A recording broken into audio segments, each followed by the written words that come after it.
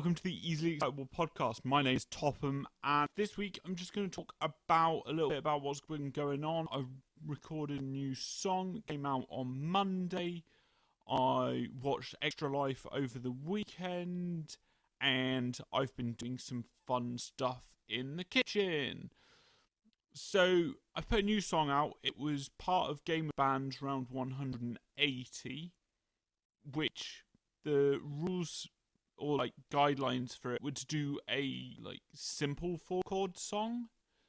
So we're going from C major to G major to A minor to F major, which is a pretty typical. It's the chords that have been used in many popular songs over many years. It had to be set at 110 beats per minute, and you had to use all 4 chords every 4 bars. And I haven't listened to all of the other tracks yet, but I got some comments on the track that I made with some other people. I did music, someone else did lyrics, and someone else did vocals. While I'm not particularly happy, that might not be the right word, with the vocals, it was someone that came in and did them as a replacement for someone else who had kind of laid down the intro and the first 2 verses of the song.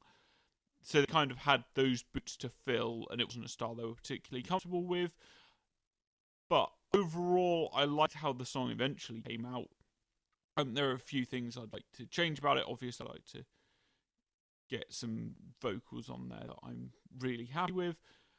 But I had a good time. What I did is instead of following the normal chord structure and just going every bar by bar, which I tended to do the whole way through the song actually, rather than playing it with the same kind of guitar and using the vocals as a transportation for the track, and messing around with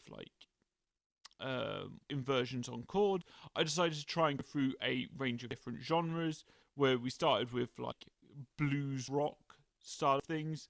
I kind of used the intro guitar solo that I put in to kind of emulate some Eric Clapton style things.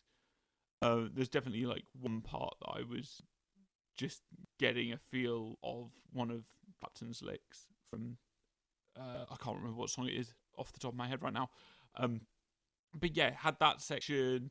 Then it went into a more rock-like section. There was definitely a ska section as well. I put some trumpets and other brass in there, probably trombone as well.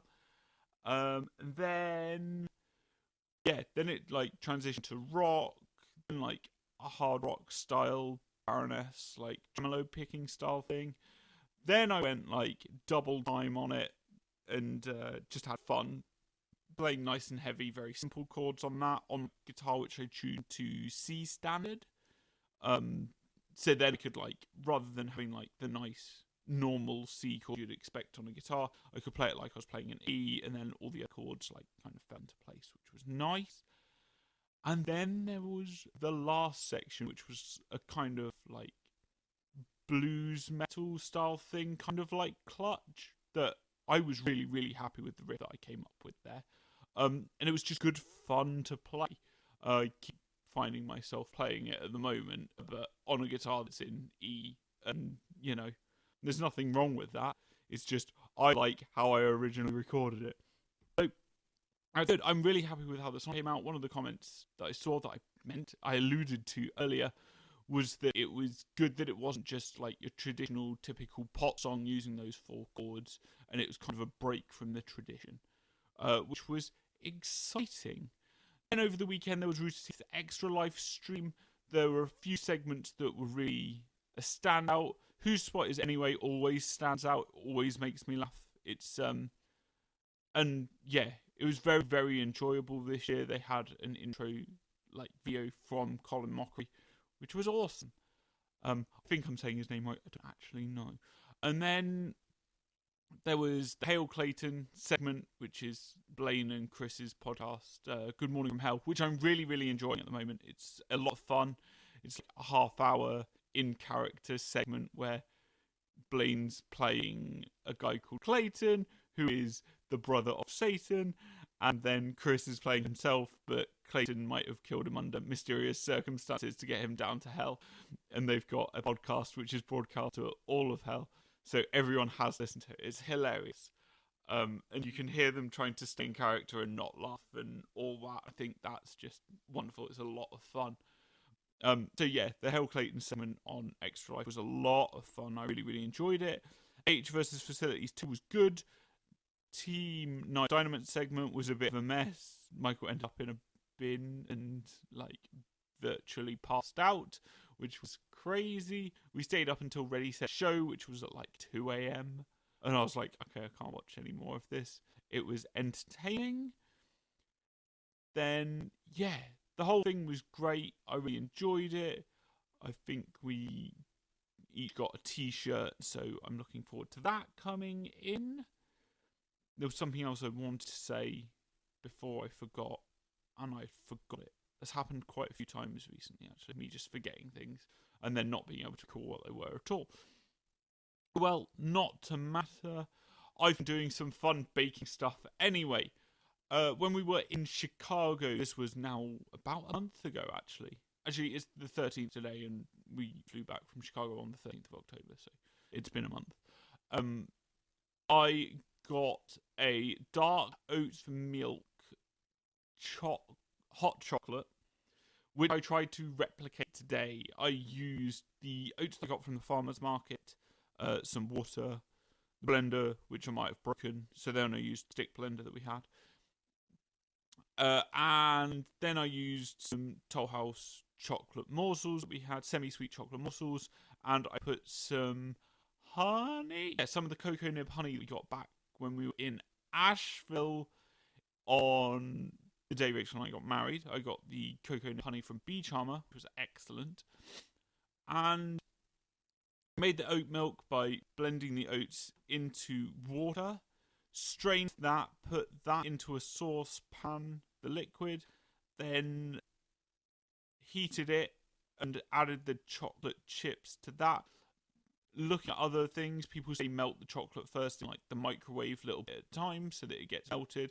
I just put it in and made sure I was continually stirring on a low heat until all the chocolate dissolved and wasn't sticking around anywhere.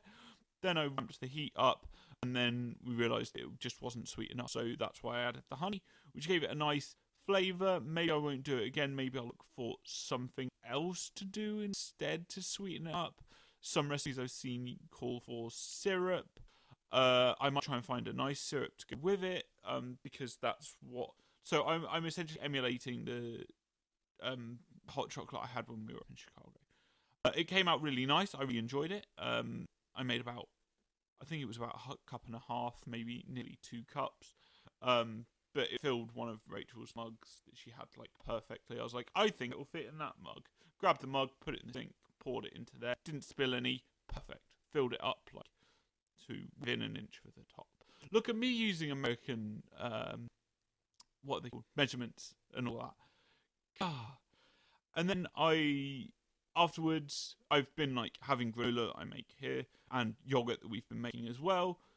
And so I decided I wanted to make passion fruit curd. So I had my first experience of trying to temper eggs with a hot liquid and make the passion fruit curd. Got to heat it up to like 160 degrees. It didn't quite reach 160 degrees. It got to like 150-ish. Maybe a little over, maybe a little under. I'm not sure. I kept taking the temp probe in and out. But it seems to have come out well. It tastes good. It's currently cooling off, and then it will go in the fridge. But it started thickening up. The whole process was quite interesting. I have some passion fruit pouches that have way more liquid in them than you would get from a passion fruit itself. So I needed to reduce that first, and I did that. I should have done that before I added the sugar to it. I added the sugar to it, and then I was like, well, that's way too much. Mainly because the passion fruit and the sugar already dissolved in all passion fruit. So I needed to thicken it up, because otherwise it wouldn't have really turned into a curd well. I might have left it too wet and had too much water in there. I'll find out. Like, the curd tasted good once I'd heated it up and everything. I'm hoping that it thickens up when it gets cooler. But aside from that, it went generally pretty well. And so, yeah, that's a lot of fun. So yeah, I've just been busy having fun, and all's been going well. Thank you very much for listening to this episode of the Easily Excitable podcast. My name is Tom. Thank you very much for listening. Have an exciting week. Goodbye.